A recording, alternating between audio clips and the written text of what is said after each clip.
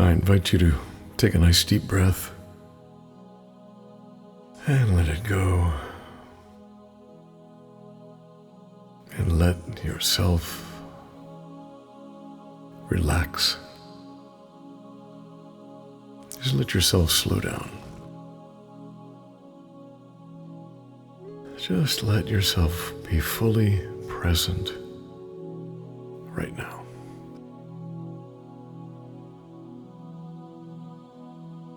The biggest obstacle to peace and happiness is the inability to simply be present, to be in the moment. Nothing will launch us into misery and upset faster than a trip to the past or into an imagined future that is filled with darkness and fear and unknown. So I invite you to be in this moment. Most of us, me included, are conditioned to believe that peace and happiness and fulfillment are available to us if we can find it in something or find it in someone, if we get it, if we can simply manifest the right situation, place, event, partner. If I only make enough money, then I'll be happy, then I will be contented. This is a lesson that we are taught over and over in a variety of ways in our culture.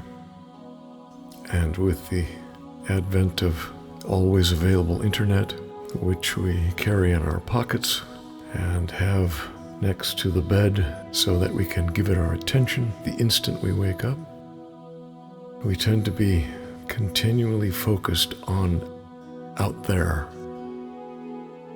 Out-thereness is a part of our religious and spiritual tradition, suggesting that heaven and hell, God, are concepts out there in the future. I'd like you to consider the possibility that happiness and fulfillment and peace are qualities that we already have, and that we have lost touch by virtue of our attention being placed on out-thereness. And the strongest evidence for this can be found in children who, at least in the early stages, have the ability to find deeply rewarding experience in the most simple of settings. I had a very vivid experience of this when I was a new father and my daughter was old enough to walk. We had a frozen yogurt store that was about 6 blocks away, and I would say, "Come on, Catherine, let's go to the yogurt store." And she loved that idea. And we would set off on our walk. And on the way, Catherine would see a flower or a bug or some tiny example of nature, and she'd stop and engage with it. And I would stand there and try to be patient. Invariably, I would find myself toe-tapping and urging that we make it to the frozen yogurt store. And we'd take off, but within moments she would be distracted again and stop and sink into that delightful exploratory presence that children have with the most simple kinds of things. And I would remind her again that the goal was to get the frozen yogurt, and okay, she'd remember that, and we'd take off again, but within a few minutes she would have stopped again and found instant joy in the spontaneous experience of a butterfly or a puddle. So combined with the notion that happiness, satisfaction, joy, peace are available to us over there, over-there-ness, we have the nature of our thinking, which tends to roll out in a non-stop manner and reside primarily in the future or in the past. And for many of us, me included, Those thoughts contain fear, judgment, worry, and very often lead us to seeking something out there that will bring relief from those thoughts, those beliefs. So what do we do? How do we fix this? Practice. We practice slowing down, becoming present, and observing our thoughts, observing the aspects of those thoughts that are wrapped up in out-thereness, and then connect inside. Go inside. Well, what does that mean, go inside? In its most basic form, it is simply scanning your body, starting with your toes and working on up into your forehead, and simply becoming aware of what's going on in terms of sensations, in terms of feelings. Turning our attention to our breath is a powerful entry into the present reality. Those two simple acts of focusing on physical sensations, focusing on breathing, instantly bring, for most of us, a different kind of awareness of ourself. And I've found that that aspect of myself is comforting in a parent kind of way. I find that this internal parent is an aspect of myself that is available to help me with fundamental issues like happiness, peace, emotional well-being, feelings of security. This parental self speaks in a soft voice, however. This is not the mom or dad that many of us had growing up who yelled to make a point. This internal parent is not out to win an argument and usually seems to be operating on a system of less is more.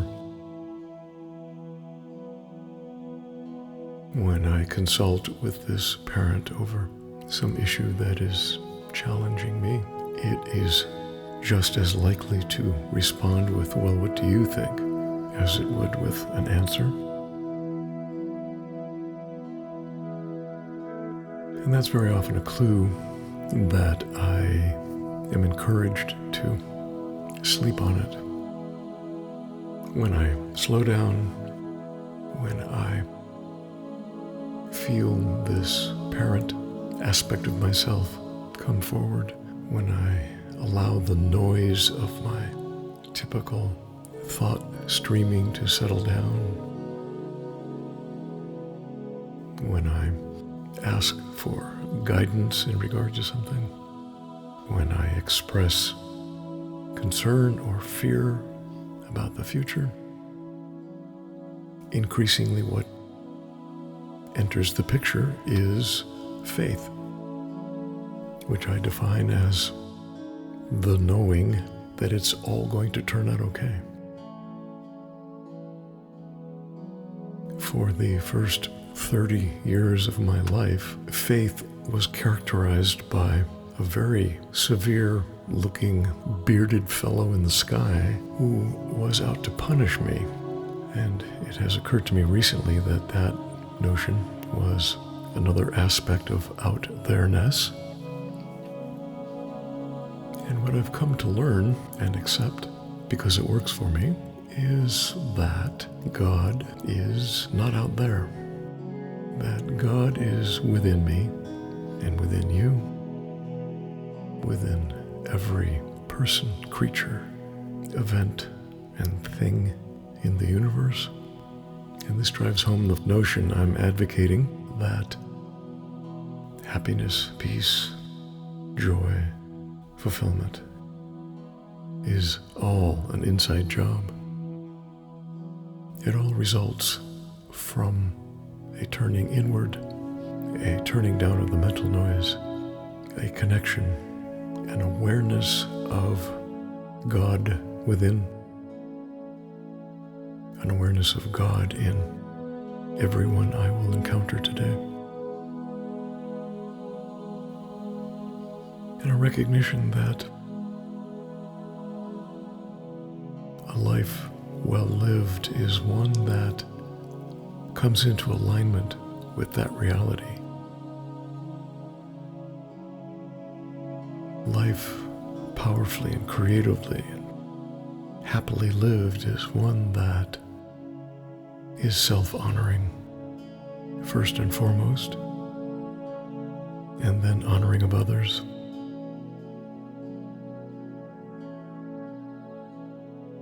The life well lived is one in which I find serenity in moments of presence and then share that with others. A life of happiness, contentment, peace, well-being is one that puts into perspective out-thereness, is a life in which I enjoy certain things and people and events that are out there, and at the same time recognize that true, long-lasting, soul-satisfying happiness and peace already exist within me, and my job is to practice removing anything that clouds my awareness of that. I think we all know this, and at the same time we have a remarkable ability to forget. There are countless stories of people who remember moments before they die. So my recommendation to you is to practice each day, as early in the day as possible, shifting into that place of awareness before your mind is taken over in that automatic way that our minds take over. My suggestion is to pause, become present through the focusing of your attention on your breath, on your physical sensations, sensing that parental self that comes forward in those moments of presence, sensing God, and God and that parental self may be the same. Making sure to express gratitude for all that you have right here and now, for all those things of value that are in your life that are not connected with out-thereness. And if it works for you, to contemplate the possibility that God is within, always has been within. And as you go forward into your day, that God is in every individual you meet.